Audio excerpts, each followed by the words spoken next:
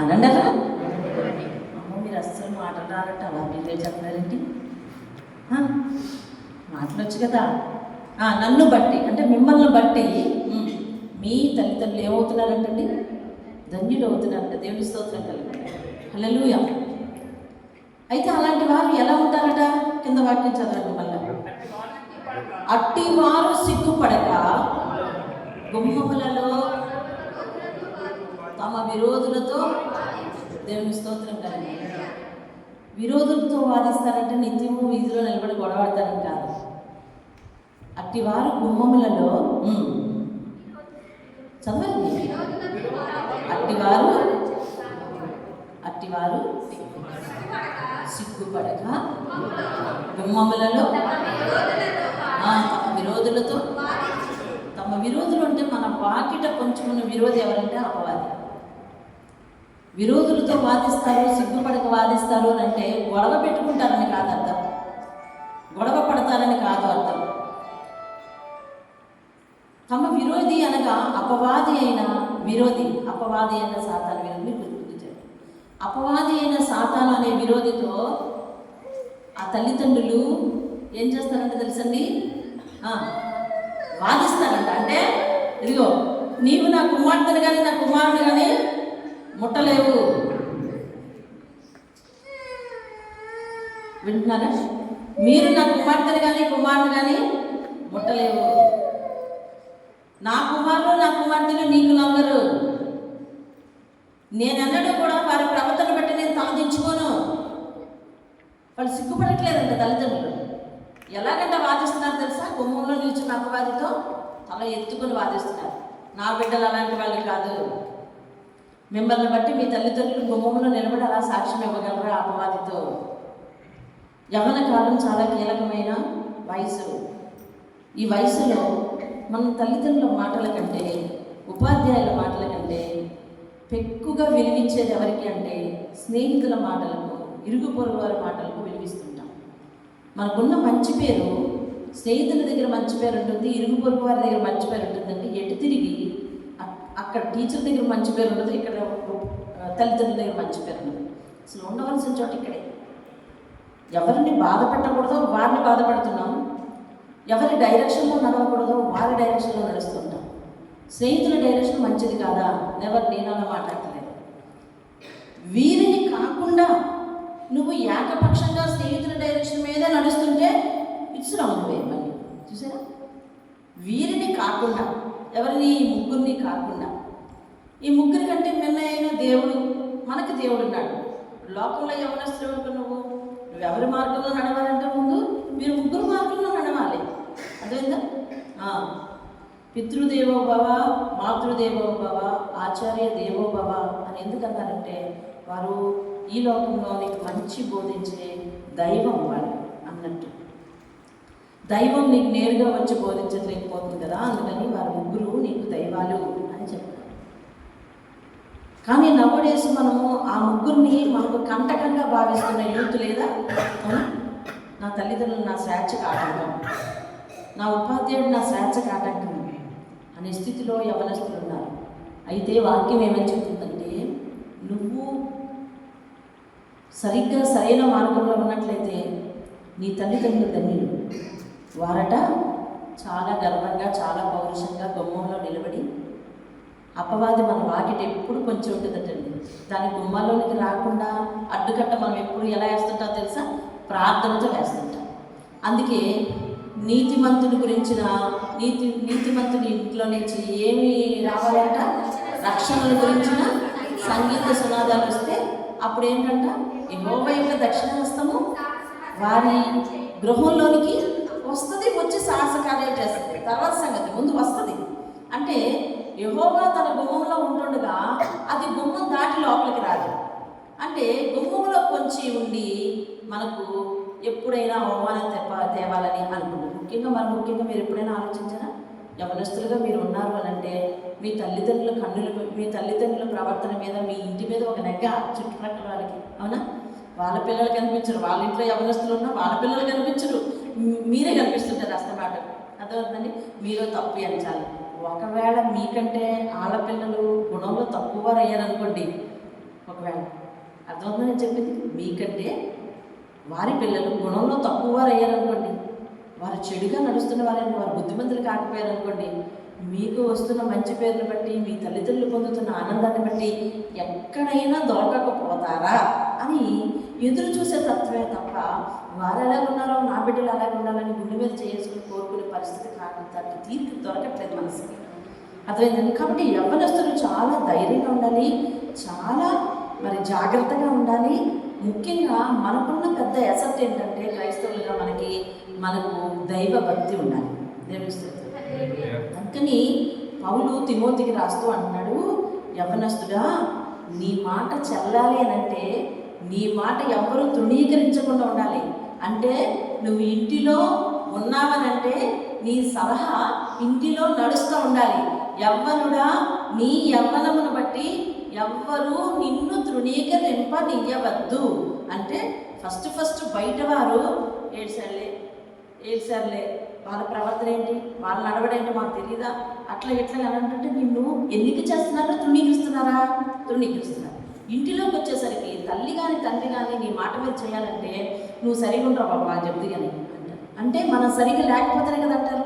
లేదంటే తెలుసా, మన దగ్గరికి వచ్చి బాబు ఏం చేయమంటావు, బాబు ఏం చేద్దాం, నాన్న ఏం చేద్దాం, సమస్య వస్తుంది ఏం చేద్దాం, లేకపోతే ఫలానా పని మొదలు పెడుతున్నాం ఏం చేద్దాం, అలా చేద్దాం. నువ్వు ఉండాలి ఆ డిస్కషన్లో. ఎందుకో తెలుసా, నీ సలహా వారికి విలువైంది. ఎందుకో తెలుసా, నిన్ను వాళ్ళు ఎన్నుకుంటున్నారు. ఎందుకో తెలుసా, నీ సలహాను వారు గౌరవంగా భావిస్తున్నారు. దేవుని స్తోత్రం కలిగే. అలాగే మనం సరిగా ఉండకుండా మన మీద నువ్వు సలహా చెప్పామో లేకపోతే ఒకరిని కించపరిచామనుకో, ముందు నీది నువ్వు చూసుకో అంటారు. అంటే నీ యవ్వనం అక్కడ ఏమైంది, తీసి పారేసినట్టు అయిపోయింది, తృణీకరించు. అందుకనే పౌలు చెప్తున్నాడు, తిమోతి నువ్వు సంఘాన్ని నడిపిస్తున్నావు, ఒక యవ్వనస్తుడు సంఘాన్ని నడిపిస్తున్నాడండి ఇక్కడ. ఆ యవ్వనస్తుడికి చెప్తూ అంటాడు, తిమోతి నీ ప్రవర్తన అందరికీ మాదిరిగా ఉండాలి అని అంటున్నాడు. ఎలాగ తెలుసా, నీ యవ్వనమును బట్టి ఎవడును నిన్ను తృణీకరింపనీయకు, కానీ మాటలో జాగ్రత్తగా ఉండాలి, ప్రవర్తనలో జాగ్రత్తగా ఉండాలి, ప్రేమలో జాగ్రత్తగా ఉండాలి, విశ్వాసంలో జాగ్రత్తగా ఉండాలి, పవిత్రతలో జాగ్రత్తగా ఉండాలి, ఇతరులకు మాదిరిగా ఉండాలి. చూసారా, ఒక క్రైస్తవ యవ్వనస్తుల మీద ఉన్న బాధ్యత. దేవుని స్తోత్రం. హల్లెలూయా.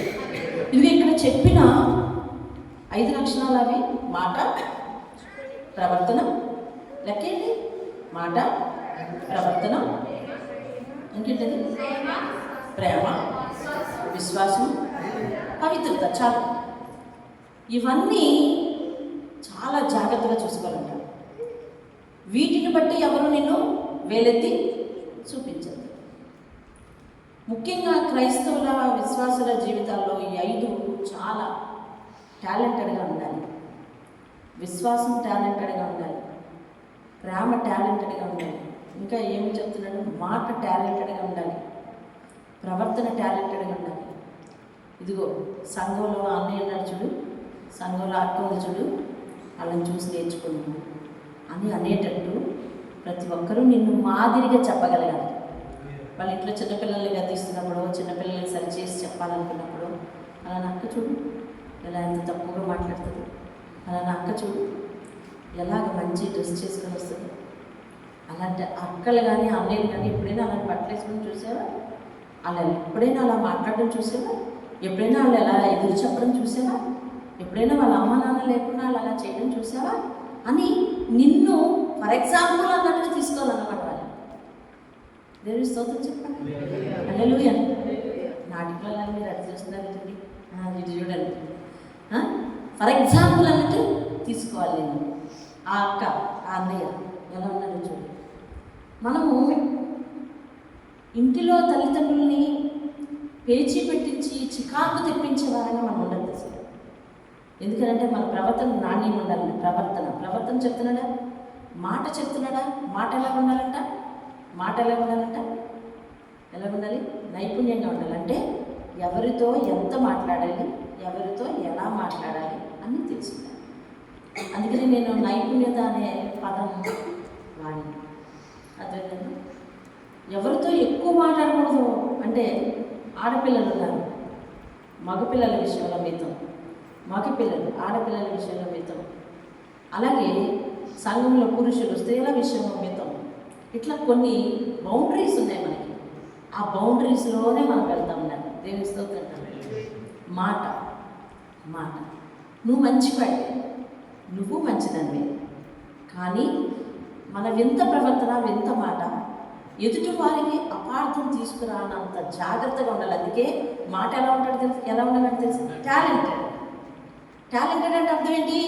తాను సవ్యంగా మాట్లాడుతూ ఉండాలి, తన చుట్టుప్రక్కల వారందరినీ గౌరవం తెచ్చుకుంటేనట్టుగా ఉండాలి. తన మాట తీరు, తను సవ్యంగా మాట్లాడుతూ ఉండాలి, తన చుట్టుప్రక్కల వారు ఎవ్వరు చూసినా వినినా ఆమోదించేటట్టు ఉండాలండి. దేవునికి స్తోత్రం. వచ్చే ఆ అబ్బాయి ఎప్పుడు అలా తప్పు మాట్లాడారు, వాళ్ళు ఎప్పుడు అలా తప్పు మాట్లాడారు అంటే, ఒకవేళ అపవాది మన మీద ఏదైనా గాసిప్ తెచ్చినా దాన్ని ఎవ్వరూ మీ మాట ద్వారానే వింటే వాళ్ళందరూ కూడా తప్పది ఖండించేలా ఉండాలి. దేవుని స్తోత్రం. హల్లెలూయా.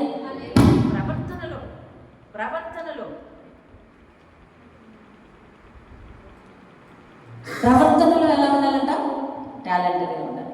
ప్రవర్తనలో టాలెంటెడ్గా ఉండాలంటే ఇక్కడ కూడా ఎదుటి వారికి మాదిరిగా ఉండాలి. ముఖ్యంగా ఇంటి తల్లిదండ్రులు ఎవరైతే ఉన్నారో వాళ్ళని చికాకు తెప్పించే విధంగా ఉండకూడదు. దయచేసి ఈ యవ్వన కాలంలో చికాకు తెప్పించేది ఏది ఉంటుంది, నాకు అదే షర్ట్ కావాలి, అదే పప్పలు కావాలి అని పేచి పెట్టే వయసు కాదు మీది.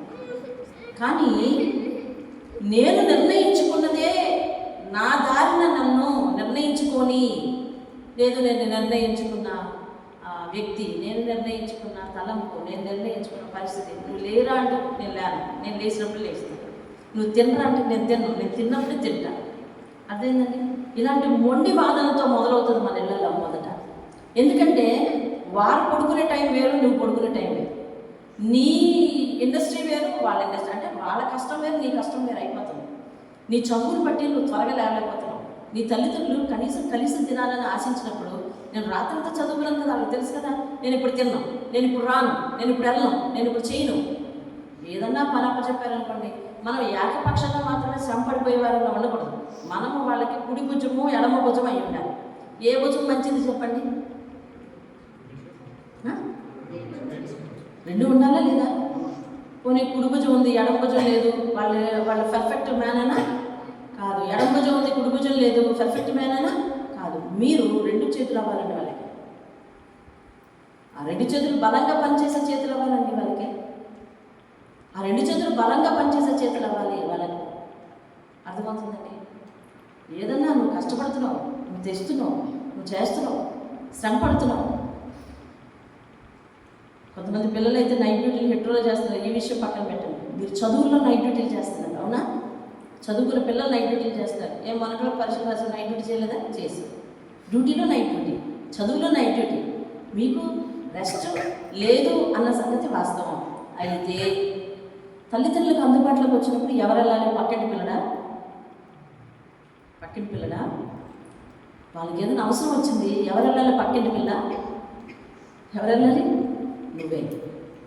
ఎంతటి భారమైనా నేను భరిస్తాను అని మీ యవ్వన రక్తాన్ని బట్టి మీరు ముందుండాలి. తెలుస్తూ నేనున్నాను కదా అన్నట్టుండాలి. ఎలా ఉండాలండి? నేనున్నాను కదా. ఎందుకు అంత కంగారు పడతావు? నేనున్నాను కదా అన్నట్టు. ఒకనొక సమస్యలు వచ్చినప్పుడు నువ్వు లేకపోతే వాళ్ళు కంగారు ఎత్తుకుతారు. చూసావా? నువ్వు రాగానే ఆ పెదవుల మీద చిన్న వచ్చేది అమ్మాయి వచ్చింది అన్నట్టుండాలి. దేవుని స్తోత్రం కలిగి ప్రవర్తనలో చూసారా? మాటలో ప్రవర్తన, ప్రేమలో మాట నుండి, ప్రవర్తన నుండి ప్రేమను ఎందుకు వేరు చేసినట్టు చూసావా? అవునా? మాట నుండి, మాట ఎలా ఉంటుంది? ప్రేమ ఉంటేనే కదా మాట వందనంగా ఉంటుంది. లేకపోతే ఏంటి అంటారు. ప్రేమ ఉంటే ఎలా ఉంటుంది? ఏం చెప్పు అంటారు. ఏం చెప్తాం? చెప్పమ్మా, ఏం చెప్పమ్మా అంటాం. మాట నుండి ప్రేమను వేరు చేశాడు, ప్రవర్తన నుండి ప్రేమను వేరు చేశాడు, పవిత్రత నుండి ప్రేమను వేరు చేశాడు. ఎందుకు అంటే నీ ప్రేమ ఎంత పద్ధతితో కూడిన ప్రేమ ఉండాలో చూడండి. దేవుని స్తోత్రం. హల్లెలూయా.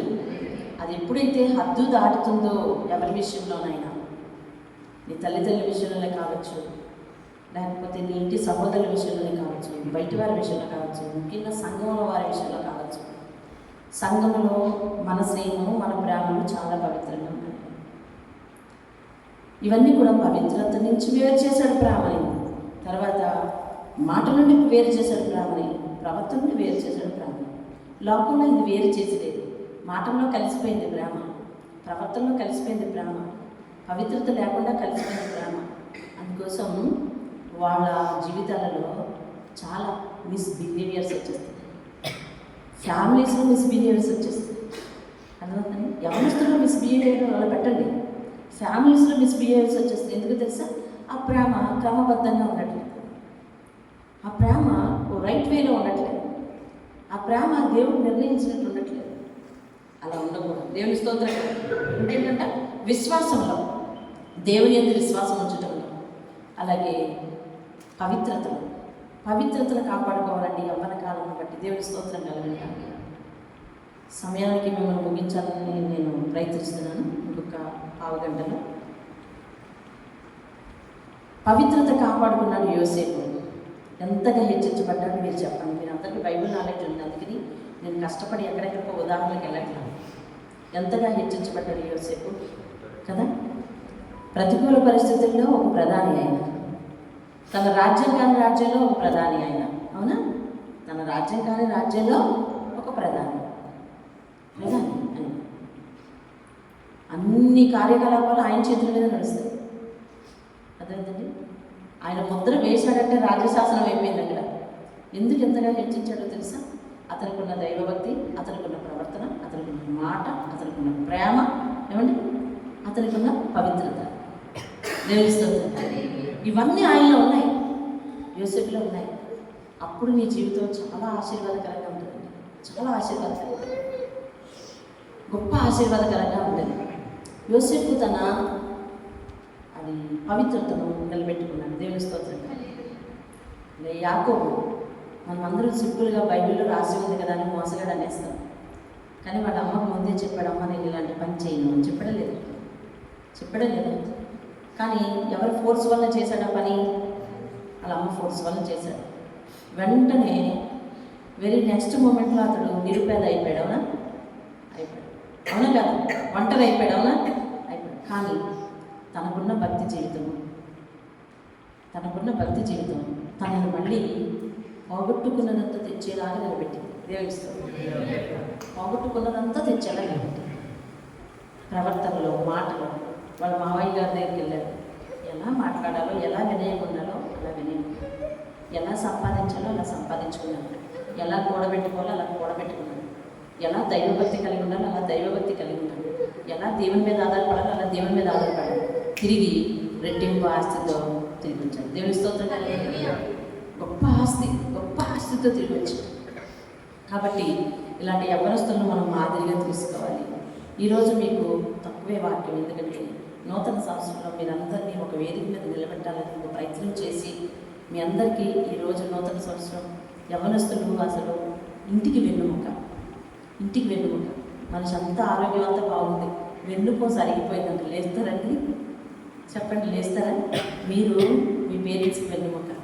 నేను అనుకుంటాను, మీరు సంఘంలో అప్పుడప్పుడు కనిపించినా, లేకపోతే వారానికి ఒకసారి కనిపించినా, లేకపోతే రోజు కనిపిస్తున్నా, నేను ఏమనుకుంటాను తెలుసా? నా వెన్నుముకాలనుకుంటాను. దేవుని స్తోత్రం. ఇంటి వాళ్ళనే కాదు, సంఘంలో పిల్లలందరినీ నా వెన్నుముకాలనుకుంటాను, సేవకు వెన్నుముకాలనుకుంటాను, ఈ పరిచర్యకి వెన్నుముకాలనుకుంటాను. మీ ఇంటికి మీరు వెన్నుముక. అర్థమైందండి? మీరు అరిగిపోకూడదు, అలసిపోకూడదు. అదేనండి, నేను అరిగిపోయాను కూర్చుంటాను, నేను అరిగిపోను ఇంకా అనకూడదు, అలిసిపోకూడదు. అదేనండి, మీరు వెన్నుముక దేవుని స్తోత్రం. చెప్పండి, మీ ఇంటికి ఎవరండి వెన్నుముక? మీరు మీ ఇంటికి ఎవరు తెలుసా? మీ తల్లిదండ్రులకి ఎవరు తెలుసా? కుడి కూర్చో, ఎడమ కూర్చో. అదేనండి, అలాగే మీరు ఉండాలి. దేవుడు తన ప్రేమలో మిమ్మల్ని పెంచుతున్నాడు, దేవుడు తన వాక్కుతో మిమ్మల్ని పెంచుతున్నాడు. లోకంలో వారికి నీకు చాలా తేడా ఉంటుంది. లోకంలో వారి ప్రవర్తనకు నీ ప్రవర్తనకు చాలా తేడా ఉండాలి. వారి మాట తీర్పు నీ మాట తీర్పు చాలా తేడా ఉండాలి. వారి ఆహార్యం అంటే ఏంటండి? రూపం. వారి ఆహార్యానికి నీ ఆహార్యానికి చాలా తేడా ఉంది. అదేంటండి? వాళ్ళు చేసుకుంటున్నట్టుగా వాళ్ళు వేసుకుంటున్నట్టుగా నువ్వు వేసుకోకూడదు, చేసుకోకూడదు. అర్థమవుతుందంటే ఇక ఏదైతే అది. కాబట్టి మీరు జ్ఞానం చదువుకున్న పిల్లలు మీకు ఒక మాట చెప్తే చాలు అన్నీ అర్థమవుతాయి. కాబట్టి అన్ని విషయాల్లో వాళ్ళలా కాకూడదు. మరీ ముఖ్యంగా నువ్వు చేసిన పనేంటి అని ఎవ్వరూ నిన్ను వేరెత్తి చూపించుకోదు. మీరు ఆలోచించట్లేదు? మీరు ఆలోచిస్తున్నారా? నీ వల్లైతేనే ఆ పని అవుతుందని ఇంట్లో అనాలి. నిన్ను ఎన్నుకోవాలి, నిన్ను ఎంపిక చేయాలి. దేవునికి స్తోత్రం కలగాలి. హల్లెలూయా, హల్లెలూయా. ఈ సంవత్సరం అలా ఉందా? మరి మళ్ళీ దేవుని చిత్తం అయితే మనకి క్యాలెండర్లో రాసినట్టు 2 నెలలకు ఒకసారి 4వ గురువారం యవనస్తుల కూడిక అన్నట్టు రాశారు. కాబట్టి వీలైతే అలాగా కలవడానికి ప్రయత్నిద్దాం. ఎంతమంది ఉంటే అంతమంది కలవడానికి ప్రయత్నిద్దాం. రేపు 4వ తారీఖున రొట్టె తీసుకున్న తరువాత మీలో ఎవరు సేవకు సమర్పించుకుంటారో వారిని మీ అంతలు మీరు వస్తేనే, నేను పలానా పేరుని పెట్టి పిలవను, మీ అంతలు మీరు స్వచ్ఛందంగా. ఎలాగంటే ఇంకా ఏది ఏమైనా ఎలాంటి ఆటంకం వచ్చినా నీ బాధ్యత అంటూ ఉంటే నువ్వు ఎక్కడికి వెళ్ళడానికి వీల్లేదన్నమాట. ఈరోజు మీరు ఎంతో టైం టేబుల్ పెట్టుకుని ఉంటారు, కానీ 6 గంటలకు నేను పెట్టిన దానికి కట్టుబడి మీరు దేవుని సన్నిధికి వచ్చారు. దానికి కారణం మీ విశ్వాసాన్ని నిరూపించుకుని, మీ నమ్మకాన్ని నిరూపించుకునే తరుణాలు, అవకాశాలు ఇవే. అలాగే దేవుని దగ్గర మీ విశ్వాసాన్ని, మీ పరిచర్య యొక్క ఆసక్తిని, మీ నమ్మకాన్ని నిలబెట్టుకున్న తరుణాలు ఏంటంటే మీకు అప్పచెప్పిన బాధ్యతను సక్రమంగా చేయటం. ఆయా సందర్భాలు ఉన్నప్పుడు నా పని ఉంది, నేను వెళ్ళాలి, నేను వెళ్ళిపోతున్నాను, కాబట్టి దీన్ని ఏం చేయాలి, దీన్ని ఎవరు నిర్వర్తిస్తారు, నాకంటే గొప్ప పని వానికి అప్పచెప్తాను తప్ప ఎవరికి అప్పచెప్పి వెళ్తే నేను లేకపోతే అక్కడ పని జరగదు అనే స్థితిలో బాధ్యత తీసుకుని భుజాల మీద వేసుకునేటట్టు అయితేనే రండి ముందుకి. వారినే నేను అభిషేకిస్తాను, వారితోనే బండి నడుపుతాను. కాబట్టి మీరు అందరూ కూడా పరిచర్యలో ఉండండి. యవ్వన కాలం నుంచి పరిచర్య చేస్తే దేవుడు గొప్పగా ఆశీర్వదిస్తాడు మనల్ని. దేవుని స్తోత్రం. హల్లెలూయా. యవ్వన కాలం నుంచి పరిచర్య చేస్తే గొప్పగా ఆశీర్వదిస్తాడు మనల్ని. దేవుని స్తోత్రం కలుగును గాక. మనము సేవకులకు అందుబాటులో ఉంటున్నాం, తల్లిదండ్రులకు అందుబాటులో ఉంటున్నాం అంటే ఎంత దీవెన అంటే అంత దీవెన అండి. మీకు ఎంత దీవెన అంటే అంత దీవెన, గొప్ప దీవెన మనకది. దేవునికి స్తోత్రం కలుగును. హల్లెలూయా. మనకి నుంచి అలా ఉందాం, తల్లిదండ్రులు గౌరవంగా నిలబడేలాగా ఉందాము. అదేంటండి, మీరు దూర ప్రాంతాల్లో చదువుతున్నారు, బయటికి వెళ్ళి వస్తున్నారు, నా కొడుకు ఇంటికి, నా కూతురు ఇంటికి ఏ విధమైన తలవంపులు తీసుకురాకుండా గౌరవంగానే ఉంటుంది అనే భరోసా వారికి ఇద్దాము. మన విషయంలో నమ్మకాన్ని పెంచుకుందాము, మనం నమ్మకంగా ఉందాము. మనల్ని చూస్తే మన తల్లిదండ్రులు చిరునవ్వు వచ్చేయాలి, అలాగే చేసుకుందాము. ఏమండి, మరి పౌలు తిమోతికి చెప్పినవన్నీ మాట మార్చుకుందాము. మార్చుకోవాల్సి వస్తే మార్చుకుందాము ఖచ్చితంగా. ఏ లక్షణమైనా మనం ఇంకా మార్చుకోవాలి కదండి, అంతేనా? ఏ లక్షణమైనా మనం ఇంకా మార్చుకోవాలి. మాటలో మార్చుకుందాము, ప్రవర్తనలో మార్చుకుందాం, ప్రేమలో మార్చుకుందాం, విశ్వాసంలో మార్చుకుందాం, పవిత్రతలో మార్చుకుందాం. మనం చూసే వారందరికీ కూడా మాదిరిగా ఉందాం. అలాగే చూడండి, ఇంకా ఆఖరిగా ఒక మాట మీకు గుర్తు చేసి నేను ముగించేస్తున్నాను. కరెక్ట్గా 1/2 గంట అన్నాను, ఇంకా 5 నిమిషాలు ఉంది. 7:30 అయింది, 1/2 గంట అన్నాను, ఇంకా 5 నిమిషాలు ఉంది. ఇందాక మీకు చెప్పిన టైంకి 13వ వచనం, నేను వచ్చు వరకు. చదివేయండి అందరి మాట.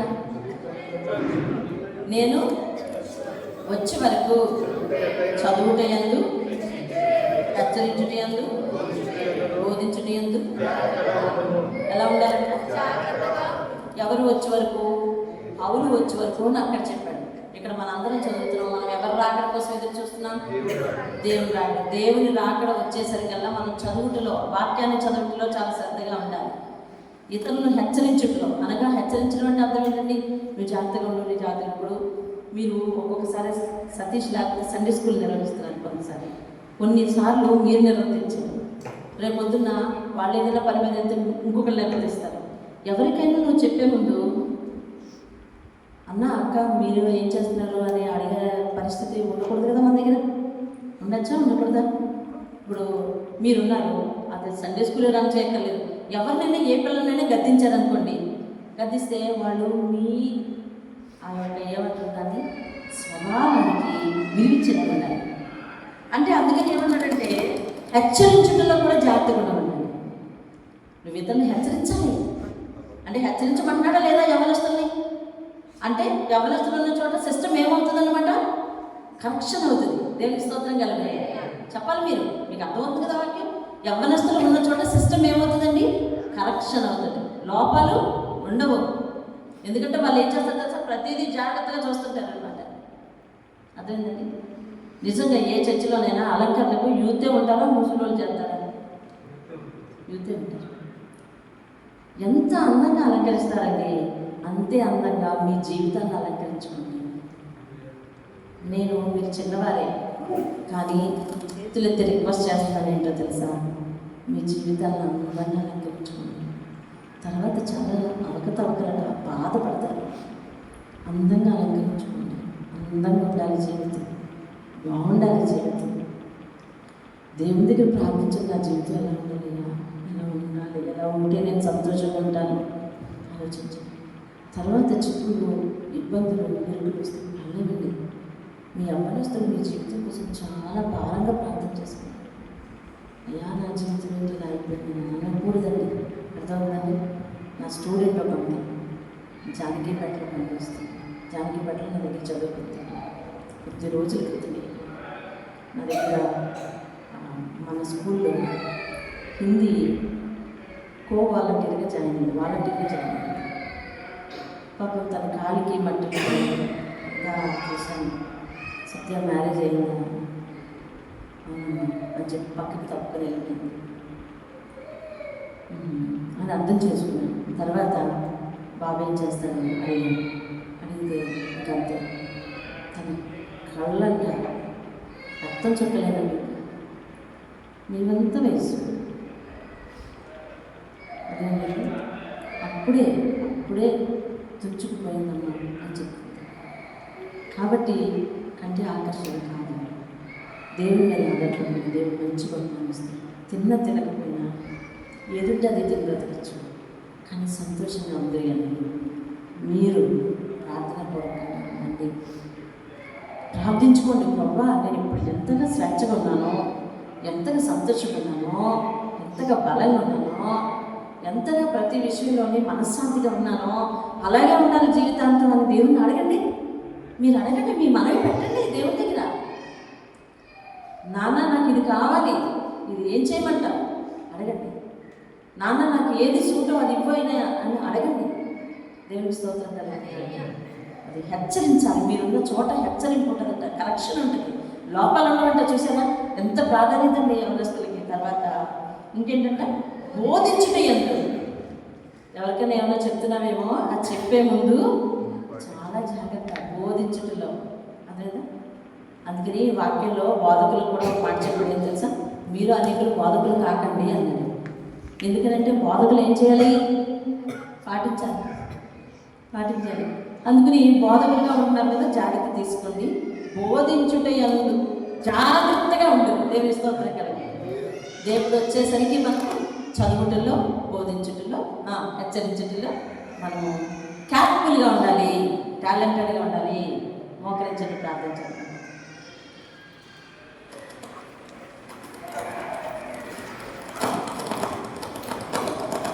పని మీద పని, ప్రజల పని, దేవుని పని పెట్టుకుంటున్నాం కదా, అలాగే గెలివిలే ఉండాలి. ప్రార్థన అవుతుంది చూడండి. ప్రార్థన ముగిద్దాం. మహోన్నతుడైన మా దేవ, నీ బంగారు పాదాలకు మమ్మల్ని స్తుతులయ్యా, స్తోత్రం. బిడ్డలను జ్ఞాపకం చేసుకుంటున్నాం తండ్రి. వారి యొక్క జీవితాలు మున్ముందుకు ప్రభు ఎలా ఉన్నాయో మేము కానలేము. మా బిడ్డలు మేము కనగలుగుతున్నాం కానీ వారి యొక్క భవిష్యత్తు కానలేకపోతున్నాం. వారి జీవితాలు తండ్రి సంతోషంగా, సమాధానంగా ముందులాగా దీవించండి. ఏ ఆడపిల్ల, ఏ మగపిల్ల ఎవరు కూడా ఇబ్బంది పడే పరిస్థితి ఉండదు. నీ యందు భయభక్తులు కలిగి మాటలు, ప్రవర్తనలు, ప్రేమలో, విశ్వాసంలో పవిత్రత కడు జాగ్రత్తగా ఉంది. ముందుకు వెళ్ళగలందరికీ సహాయం చేయండి. మీ నామాన్ని మహిమ తెచ్చుకుని ఏది విన్నారో విన్నదాన్ని జాగ్రత్తగా పట్టుకుంటారు. ఈరోజు వారి సంతోషాలను, వారి యొక్క బలహీనతలను పక్కన పెట్టి ఎంతో అలసిపోయి ఉన్నారయ్యా. అయినా ఈ సన్నిధిలో నీ ఆజ్ఞను శిరసావహించి నీ సన్నిధిని ప్రేమించి ఆసక్తి కలిగి వచ్చున్నాను. మీరందరినీ దీవించి ఆశీర్వదించి మీ నామానికి మహిమ తెచ్చుకుని ఎంతోమంది రావాల్సిన వారిగా ఉన్నారు. ఈ మొదటి ఆజ్ఞ మొదటి తలాంతులు వారి పోగొట్టుకుని ఉన్నారు. వారికి అలాంటి అవకాశాలు మళ్ళీ ఎప్పుడు ఇస్తావో ఇచ్చి మళ్ళా మీరు రాకడ ఆలస్యమైతే మేమందరి మీద ఒక త్రాటి మీద కలిసే అవకాశాలు మాకు ఇవ్వయ్యా. దీవించండి, ఆశీర్వదించండి. ప్రతిసారి కొడుకులకు మాలో కొంతమంది తప్పిపోతున్నాం. అలా అవ్వద్దు. మేమందరము కుటుంబ సమేతంగా ఫుల్ఫిల్గా ఉన్నాము అనే స్థితి మాకు దయచేయాలి. అందులో ఎంతో సంపూర్ణత ఉంది. దాని కొరకు ప్రార్థిస్తున్నాను, మనవి చేసుకుంటున్నానయ్యా. అయినా నా సంఘ కుటుంబం అంతా కూడా, నా పిల్లలందరూ కూడా నా చుట్టూ ఉన్నారు అనే సాక్ష్యం నాకు ఇవ్వయ్యా అని ప్రార్థిస్తున్నాను. ఎవరు ఏ ఒక్క కార్యక్రమంలో ఏ ఒక్కరు ఏది కోల్పోకుండా ప్రతి ఒక్కరిని స్థిరపరచు. అన్ని విషయాల్లో వారిని జాగ్రత్తపరిచి వారి తల్లిదండ్రులకు కిరీటంగా మారినట్లు సహాయం చేసి నడిపించమని యేసు నామములో అడిగి వేడుకుంటున్నాం పరమ తండ్రి. ఆమేన్. అందరం చెప్తాం ఒకేసారి. యేసు రక్తమే జయము, యేసు రక్తమే జయము, సిలువ రక్తమే జయము. ప్రభు యేసు నామమే సంపూర్ణ విజయం కలుగును గాక. అపవాది క్రియలకు అనంత నాశనం కలుగును గాక. ఆమేన్, ఆమేన్, ఆమేన్. తండ్రి అయిన దేవుని ప్రేమ, కుమారుడైన యేసుక్రీస్తు వారి కృప, పరిశుద్ధాత్మ యొక్క అన్యాయ సహవాసం అందరికీ సదాకాలం నడిపించును గాక. ఆమేన్. అందరికీ దేవుని పేరిట శుభవందనాలు తెలియజేస్తాను మీకు.